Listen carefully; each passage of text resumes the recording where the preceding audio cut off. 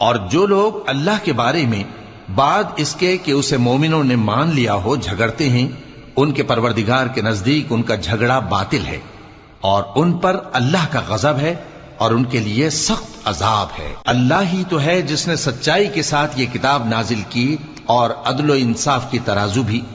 اور تم کو کیا معلوم، شاید قیامت قریب ہی آ پہنچی ہو۔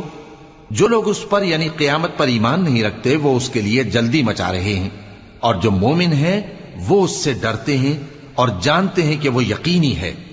دیکھو جو لوگ قیامت میں جھگڑتے ہیں وہ پرلے درجے کی گمراہی میں ہیں۔ اللہ اپنے بندوں پر مہربان ہے، وہ جس کو چاہتا ہے رزق دیتا ہے اور وہ زور آور ہے، غالب ہے۔